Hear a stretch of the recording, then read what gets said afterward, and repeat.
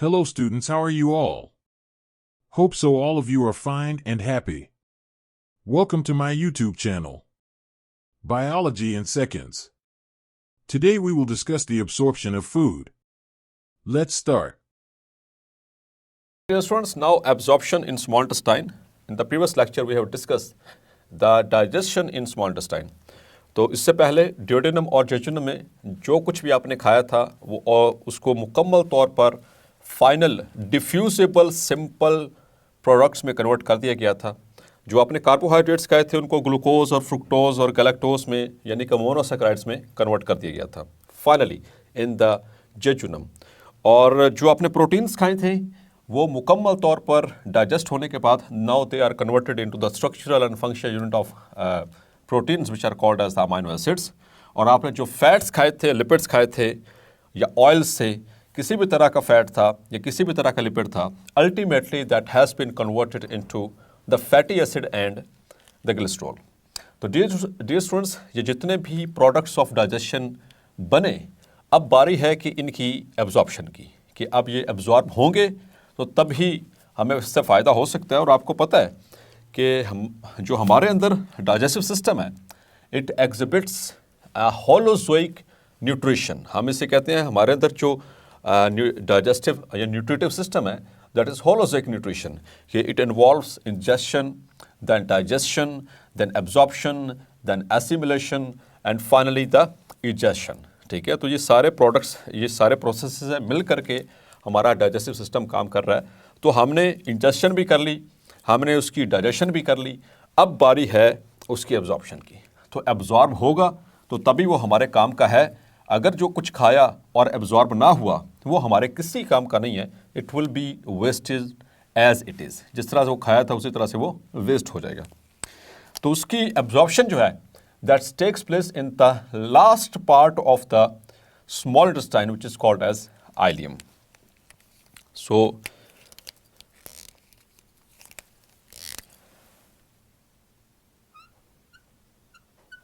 the absorption of nearly all products of digestion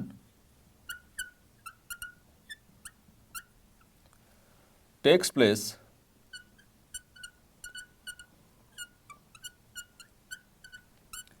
in, dear students, it's an MCQ, in ileum.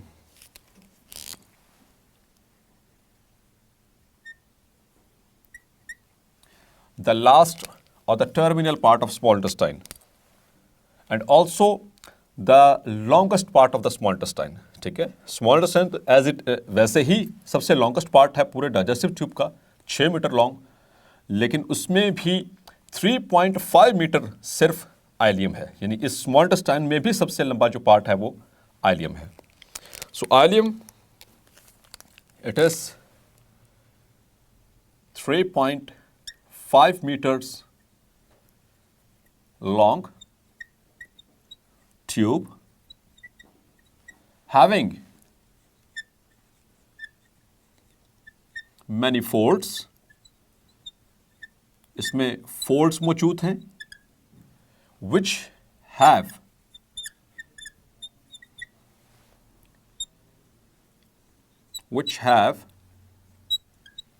numerous finger-like projections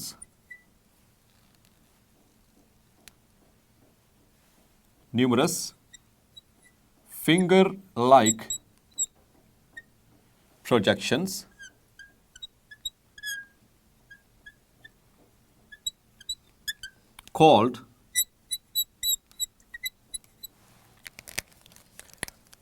villi.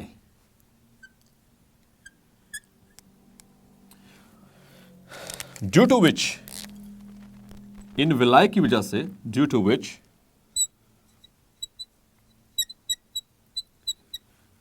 the folds of small intestine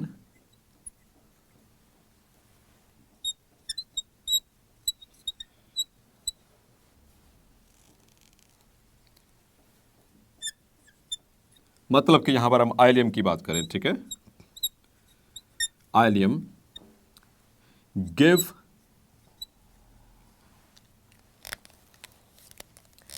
velvety appearance,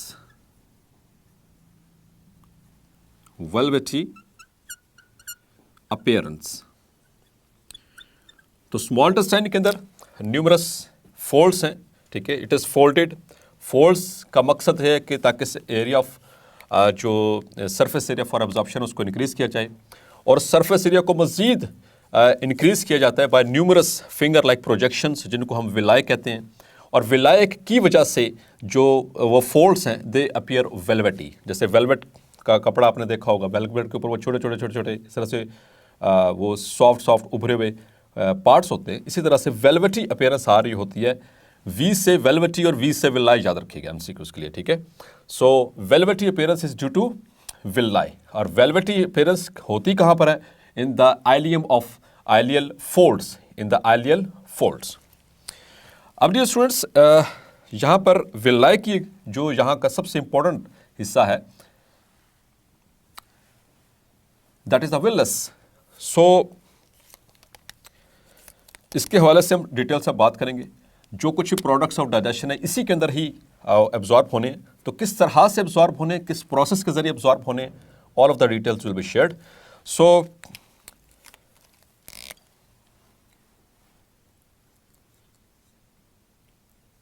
nearly all products of digestion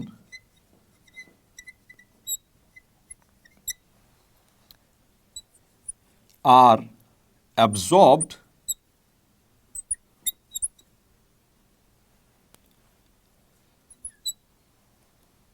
by hepatic portal system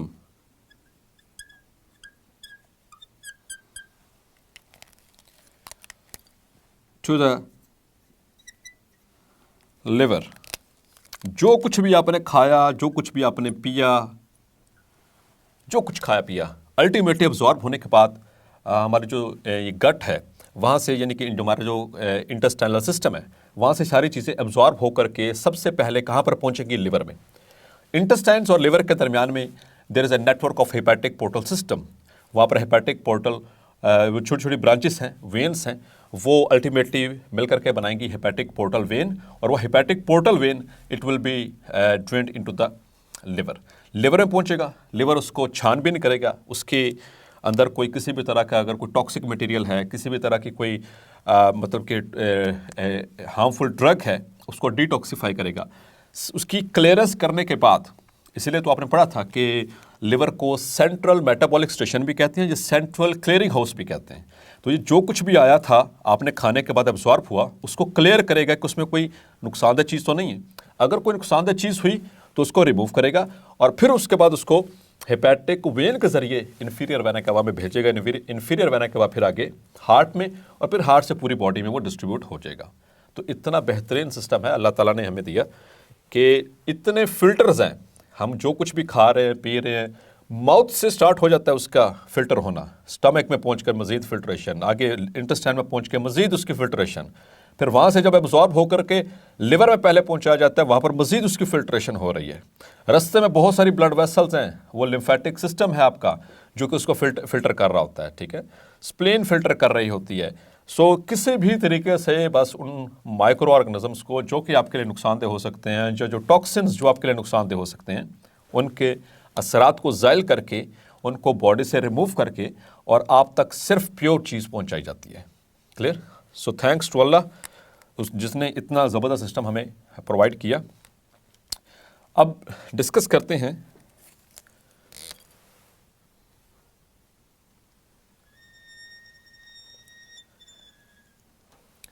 so here is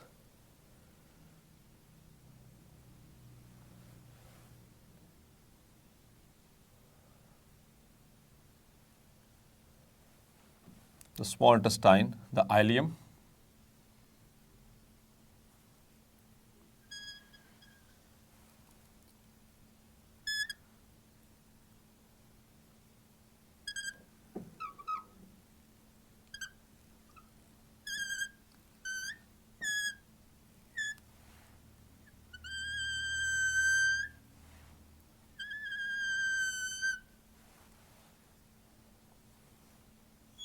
So these are the folds in the ileum.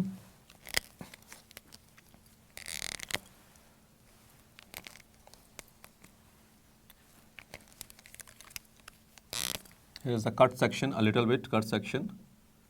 तो ये ऊपर connective tissue की layer सबसे ऊपर serosa, all this is serosa. उसके नीचे longitudinal muscles, smooth muscles.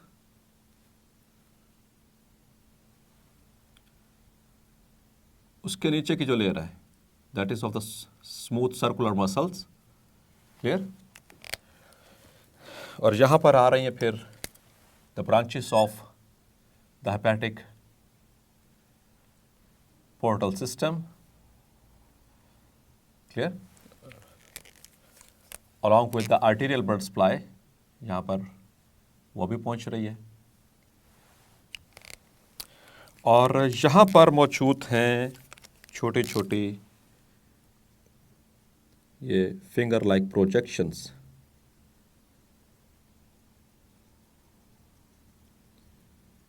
These are called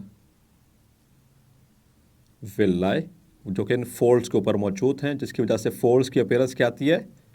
Velvety appearance, like this.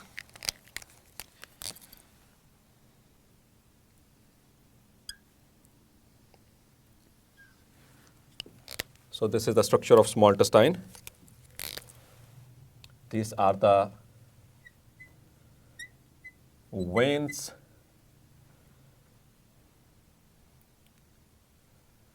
of hepatic portal system. यहाँ से drain करके लेकर जाएंगे towards the liver.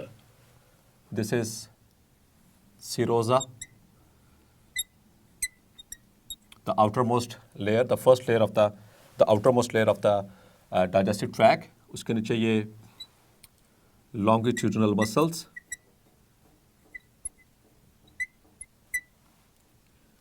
smooth muscles are there.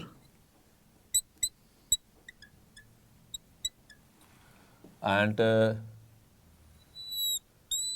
these are the smooth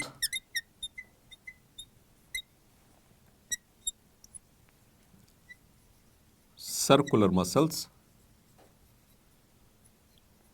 Clear?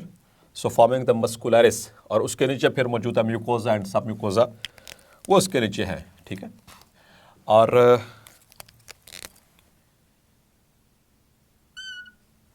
so here it is the cut section. So these are the folds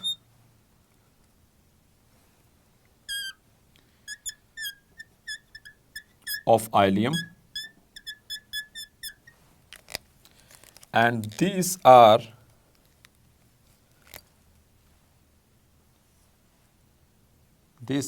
villi. Singular is villus. So ये बहुत सारे होते हैं, इनको villi कहा जाता है। ठीक है। इनमें से एक को थोड़ा सा बड़ा करके देख लेते हैं, how it would look like.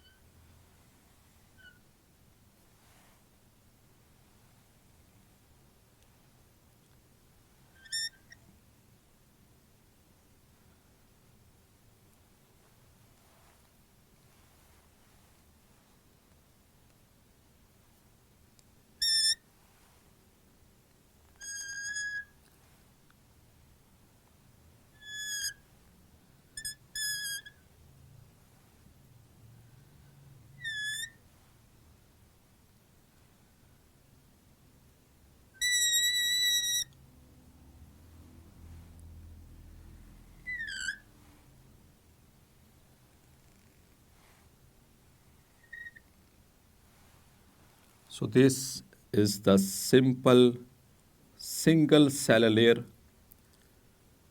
of the villus.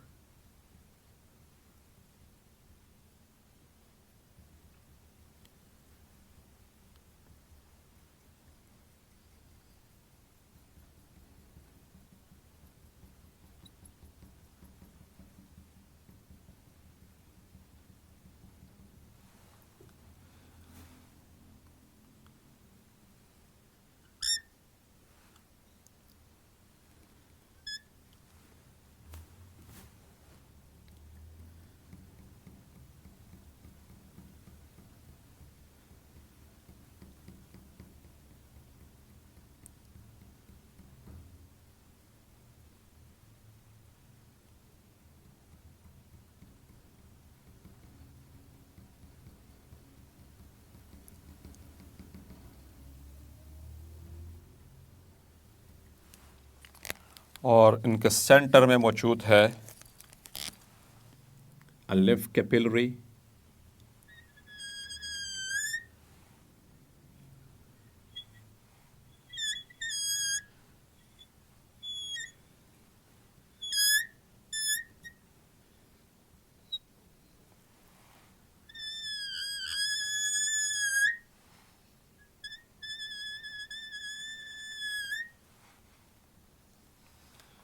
and it is covered with a network of blood capillaries.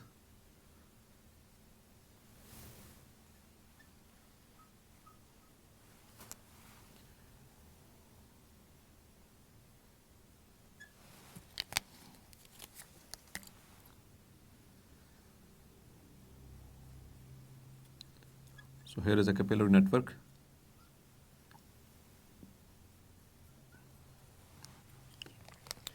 तो यहाँ पर ये दो जो विलस है मैंने आपसे शेयर किए हैं। तो this is the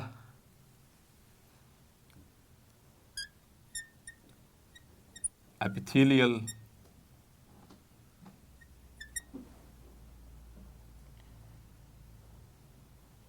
layer of cell, single एक ही लेयर है, और ये यहाँ पर आपको जो सी ऑरेंज कलर में नजर आ रही है, दिस इज कॉल्ड द लैक्टील, और इसमें ये आपको जो नजर आ रहा है this is the blood capillary network, blood capillaries. और ये इन विलाय के नीचे यहाँ पर बेस के ऊपर ये जो रीजन है इसे कहते हैं crypt, this is called the crypt. तो ये भी एक विलस है इसी तरह से, ठीक है। तो ये बेसिक कंपोजिशन। अब यहाँ पर जो इंपॉर्टेंट बात है एंटीटेस्ट पॉइंट ऑफ व्यू से, जो एपिथेलियल लेयर है इसमें कौन सी एपिथेलियम मौजूद है? It consist of simple columnar epithelium, simple columnar, ठीक है, एमसीक्यू उसके लिए मार्क करें। और जो लैक्टील्स हैं, लैक्टील्स कौन सी? ये लिम्फेटिक वेसल है, लिम्फ नोड है, या फिर कोई बड़ी वेसल है, या फिर लिम्फ कैपिलरी है। जी डियर स्टूडेंट्स, सो मैंने जैसे आपसे पहले भी जिक्र किया, it is a lymph capillary which is surrounded by blood capillaries. Clear? So that is the structure. और इसमें से भी तो ये छोटे छोटे इसकी सरफेस एरिया, एक तो उसके जो फोल्ड्स हैं सरफेस एरिया को इंक्रीज कर रहे हैं, दूसरे नंबर पर यहाँ पर जो छोटे छोटे ये स्मॉल फिंगर लाइक प्रोजेक्शंस हैं जिसमें इसको हमने एक बड़ा करके देखा है।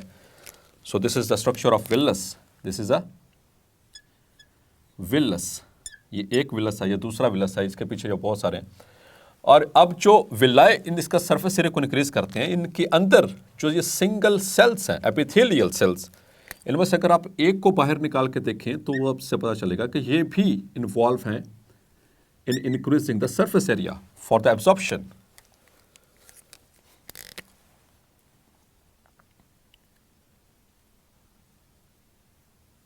सो if we see in electron microscope, the single epithelial cell appears to be like this. ये एक सेल है इसमें,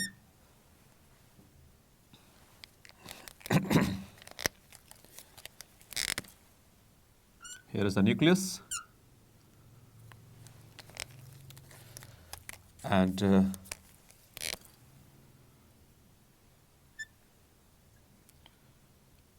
the network endoplasmic reticulum and some mitochondria are there, and there is Golgi apparatus, etc. So dear students, यहाँ पर this is the structure of a single epithelial cell. This is epithelial cell. ये एक उसमें से निकाल के देखा हमने। यहाँ पर देखें, These are called microvilli. ये सबसे अहम चीज माइक्रोविलाई।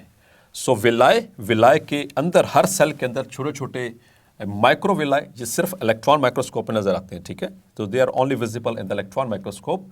ये इसका nucleus, this is the mitochondria,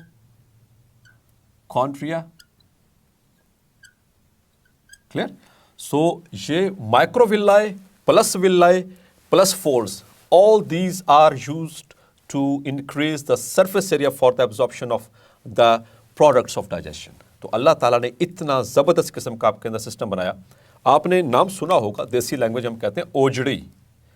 तो ओजड़ी कुछ लोग खाते हैं, कुछ लोग नहीं खाते। मेरा मकसद यहाँ पे और कुछ नहीं है, सिर्फ बताने का। अगर किसी ने देखी है तो उसमें ओजड़ी के ऊपर वो छोटे छोटे ऐसे वो बुरसा होता है, ठीक है, वो बेसिकली सारे विलाए हैं।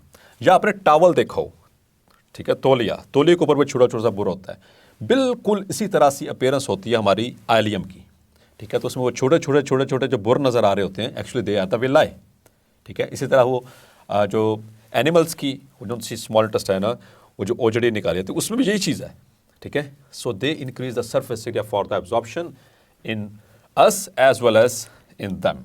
सो दिस इज स्मॉल इंटेस्टाइन। इनमें से एक निकाल कर इसमें विलाई देखिए, विलाई के आगे एक सेल को देकर रखेगा, so microvilli. So that is the. अब ये स्टूडेंट्स देखते हैं कि एब्जॉर्प्शन कहाँ पर और कैसे और किस चीज़ की कैसे कैसे होनी है। तो सबसे पहले हम देखते हैं द एब्जॉर्प्शन ऑफ, क्योंकि हमारे पास प्रोडक्ट्स ऑफ डाइजेशन कितने हैं, यहाँ पर हमारे पास 3 हैं, मतलब कि जो यहाँ पर एब्जॉर्ब होने हैं, लिपिड्स हैं, कार्बोहाइड्रेट्स हैं और प्रोटीन्स हैं। तो इनके जो फाइनल प्रोडक्ट्स हैं आफ्टर देयर डाइजेशन, उनको एब्जॉर्ब कहाँ से करवाना है, यहाँ से, विलाई से। So first of all, let us see the absorption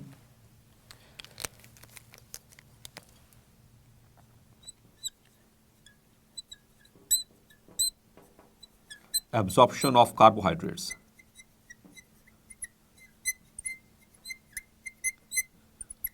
So carbohydrates में क्या चीज़ थी, मेन चीज़ क्या है, ग्लूकोज। तो यहाँ पर जो प्रोसेस इन्वॉल्व होंगे, याद रखना है, the products of digestion of carbs, मतलब कि carbohydrates, that is glucose and fructose etc. are absorbed into the blood capillaries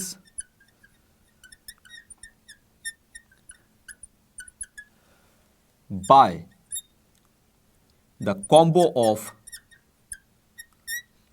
simple diffusion and active transport।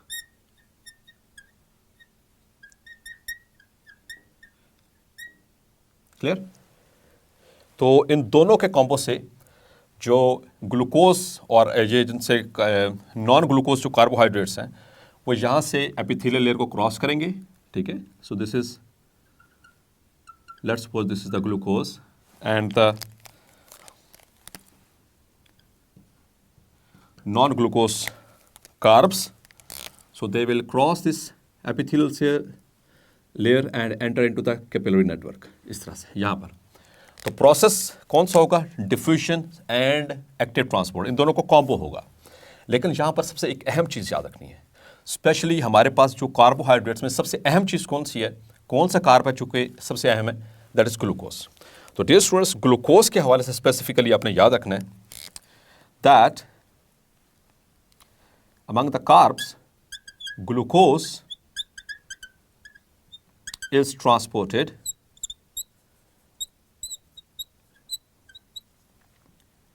via facilitated diffusion।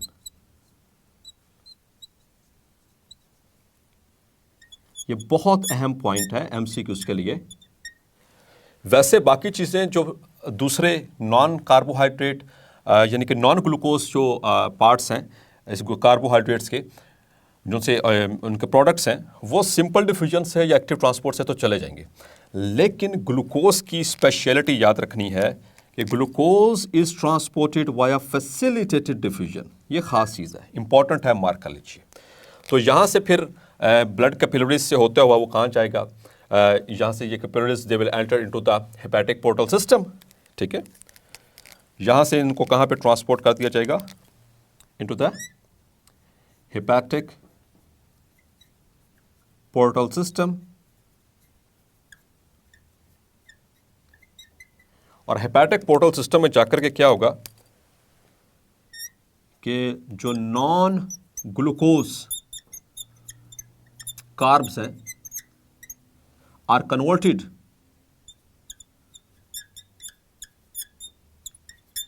into glucose and then they passed into circulation।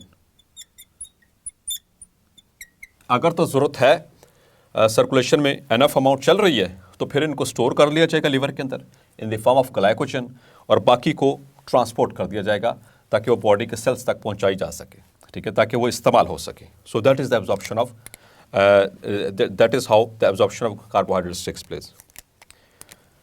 अब दूसरी बात, there is the absorption of proteins। तो proteins का हमारे पास end product क्या था जी dear students, that was amino acid, the structural and function unit of proteins. So the amino acids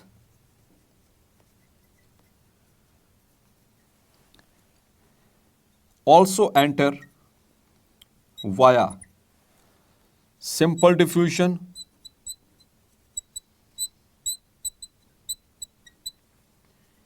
or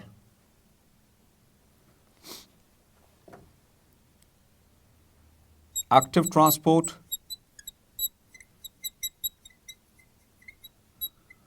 to the blood capillaries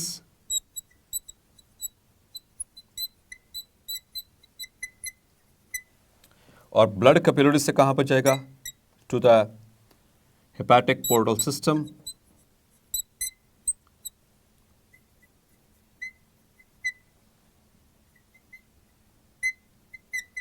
और वहाँ से फिर to the circulation, to the general circulation. वहाँ पर देखा जाए कि इनकी कहाँ पर ज़रूरत है, कहीं पे इनकी जो है वो अमीनो एसिड्स वो नए सेल बनाने के लिए या नए कोई प्रोटीन मॉलिक्यूल्स बनाने के लिए ज़रूरी हैं, या फिर वो अमीनो एसिड, अच्छा कुछ इसमें अमीनो एसिड याद रखेंगे जिनसे अमीनो एसिड यहाँ पर एंटर हुए यहाँ पर, तो कुछ amino acids some amino acids are also कुछ जनरल सर्कुलेशन में चले गए, some amino acids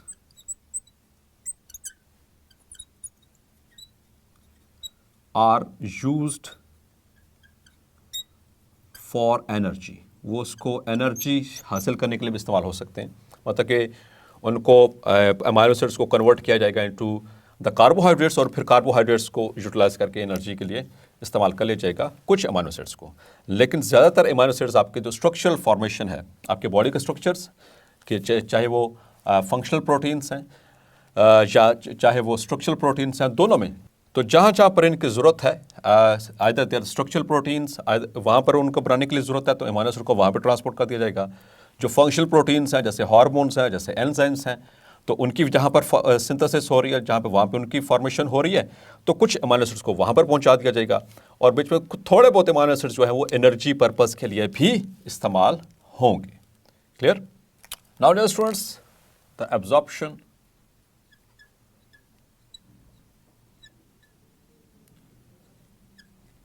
of lipids, it is much interesting as well as important। तो आपको पता है कि जो लिपिड्स हैं they digest, lipids are digested into fatty acids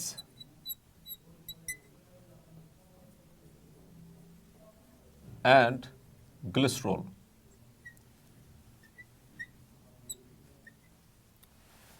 So they are digested into fatty acids and glycerol। तो अब इनकी एब्जॉर्प्शन कैसे होनी है, तो बड़ी तरतीब से याद रखना इस चीज़ को, सीक्वेंस है, समझना इसको। तो first of all the fatty acids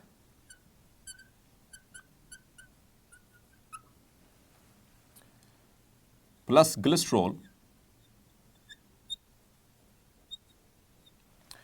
most of them, थोड़े से अमाउंट जो है फैटी एसिड और ग्लिसरॉल की वो वाया कैपिलरी नेटवर्क में चली जाती है, ठीक है, जैसे वो ग्लूकोज और वो साथ में अमीनो एसिड्स जा रहे होते हैं। लेकिन the major portion of fatty acid and glycerol they enter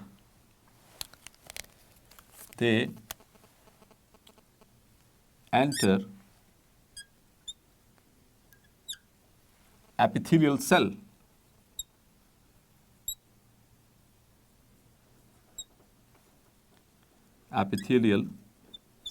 of the villi। और डियर स्टूडेंट्स याद रखना, इंपॉर्टेंट एमसीक्यू है, मैं पहले भी जिक्र कर चुका हूं कि यहां पर कौन से एपिथेलियल सेल्स हैं, कोलमनर एपिथेलियम, ठीक है, यहां पर रखना है। So remember this point, they have columnar epithelium, clear? So they enter the epithelial cells and they recombine to form fats, दोबारा फैट्स बन के।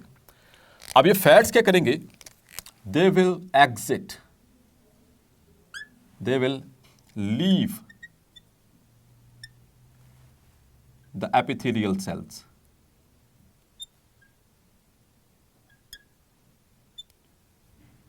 और यहां पर प्रोसेस याद रखिएगा, that is via exocytosis,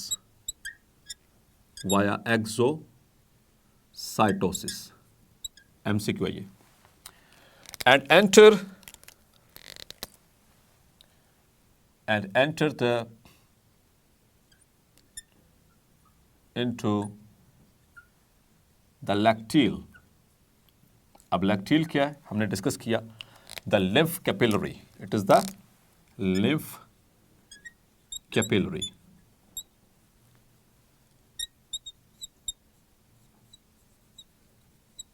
clear? अब लैक्टील के अंदर मौजूद, लैक्टील में मौजूद, it will combine with proteins and cholesterol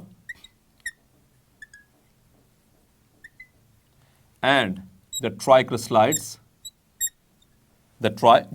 TGs, short form use कर रहा हूं इसकी, ठीक है, and the phospholipids,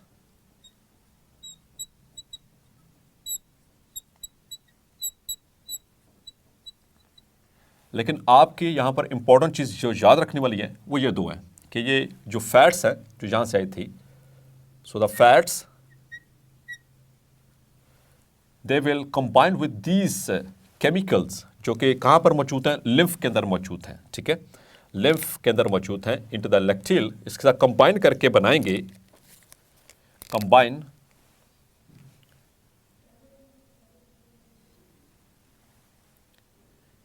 to form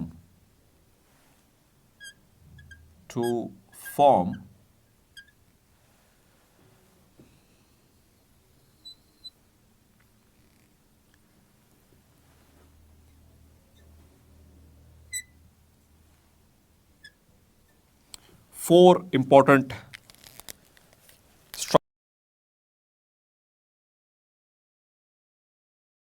structures. The chylomicrons,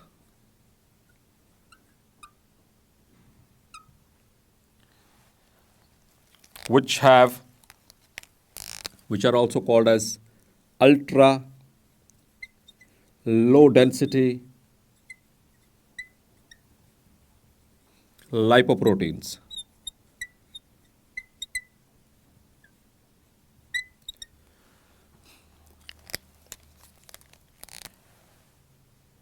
To form lipoproteins, ठीक है, और ये जो lipoproteins जो बनेंगे, जो बन रहे हैं वो ये है। And the second thing is VLDL.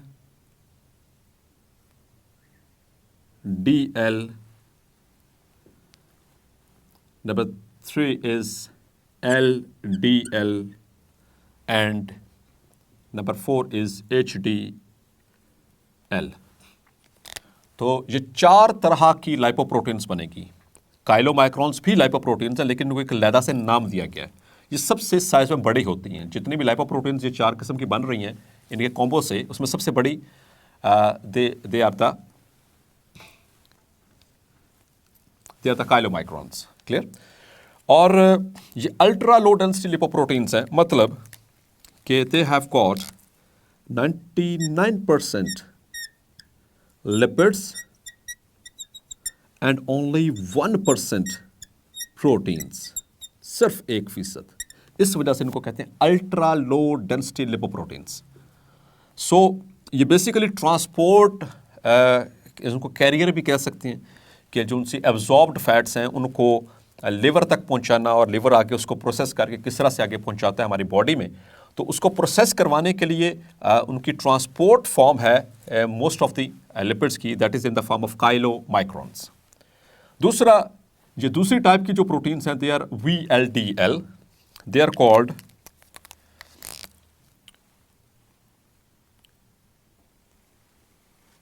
Very low density lipoproteins.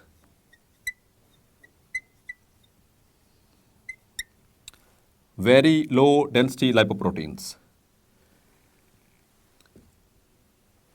LDL, they are the low density lipoproteins.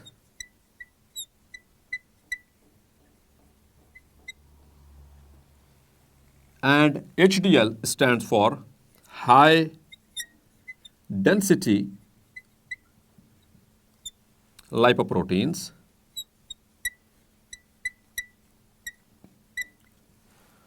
तो इनका क्या मकसद? ये तो ट्रांसपोर्ट फॉर्म है, ठीक है, ये तो ट्रांसपोर्ट फॉर्म है, मतलब कि जो आपने फैट्स खाए थे वो अल्टीमेटली एब्जॉर्ब होने के बाद काइलोमाइक्रॉन्स की शक्ल में लिवर तक पहुंचा दिए जाएंगे, ये तो ट्रांसपोर्ट फॉर्म है।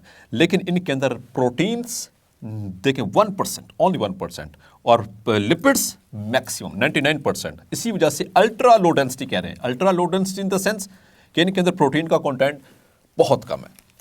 उसके बाद दूसरे नंबर पर आते हैं VLDL, तीसरे नंबर पर आते हैं LDL। Very low density lipoproteins and low density lipoproteins, इन दोनों को कहा जाता है, they are called the bad cholesterol. They form the bad cholesterol. ये बैड कोलेस्ट्रॉल है। इसको बैड कोलेस्ट्रॉल क्यों कहते हैं? Because they directly enter and accumulate in arteries, leading to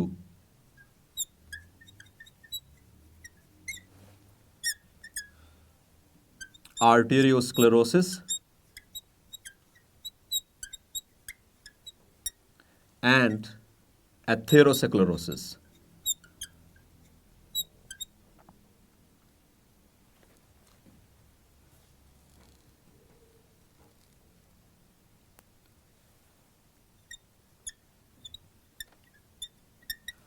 clear? So इस वजह से इनको बैड कोलेस्ट्रॉल कहा जाता है।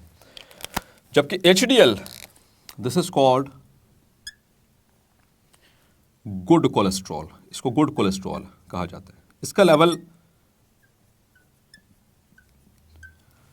ज़्यादा होना हमारे लिए बेहतर है। LDL और VLDL और LDL की कंसंट्रेशन अगर ब्लड में ज़्यादा होगी तो इससे दिल की और जो हमारी ब्लड वेसल्स की यानी कार्डियोवास्कुलर डिसऑर्डर्स होने का खतरा ज़्यादा होगा। The person will be at the risk. Clear? उससे इसी तरह से इनके अंदर हार्ट अटैक्स और इस तरह की और मुख्तलिफ तरह की जो डिजीज़ हैं, heart and blood vessel disease, उससे बंदा सफ़र कर सकता है। तो इनकी क्वांटिटी कम होनी चाहिए, जबकि HDL की क्वांटिटी ज़्यादा होनी चाहिए। ये गुड कोलेस्ट्रॉल इसको इसलिए भी कहा जाता है because it goes to liver, ये पहले लिवर में जाएगी। लिवर क्या करेगा, इसको it will pass to blood stream, वो इसको ब्लड स्ट्रीम में पास करेगा, so that to be eliminated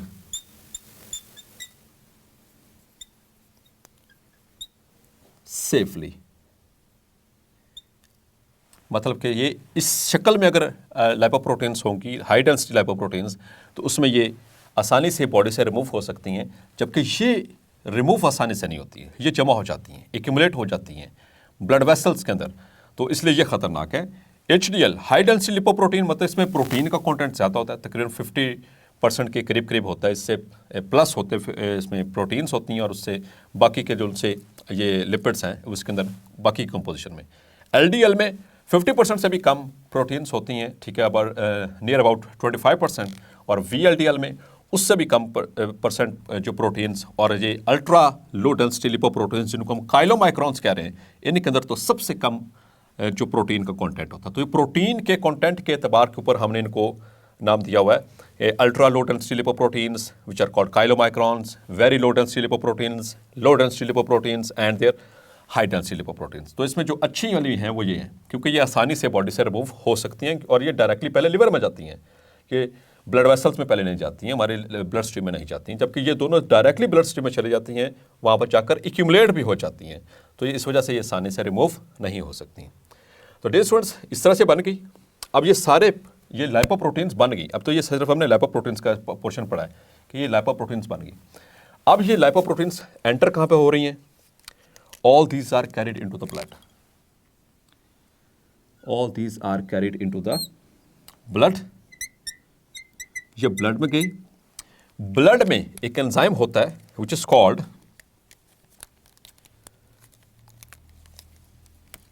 lipoprotein lipase.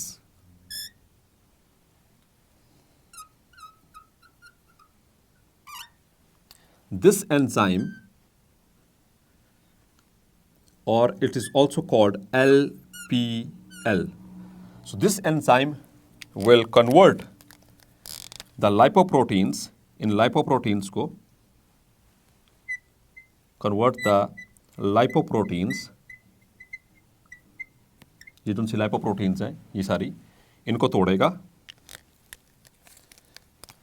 into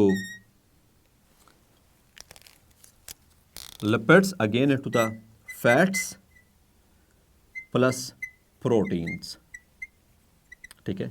अब ये ट्रांसपोर्ट होगी। अब ये जो फैट्स हैं ये या तो इस्तेमाल हो जाएंगी, यूटिलाइज्ड। वो यूटिलाइजेशन किस तरह से हो सकती है? वो एनर्जी के लिए भी हो सकती है, वो स्टोरेज भी वो मतलब कि formation of new structures,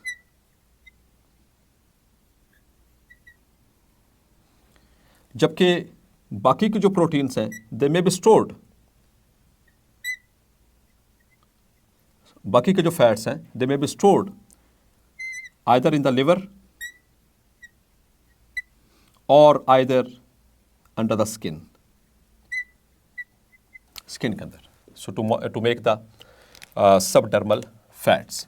So this is how ultimately the absorption of lipids takes place, and that is the fate of these lipids. जी तो डियर स्टूडेंट्स,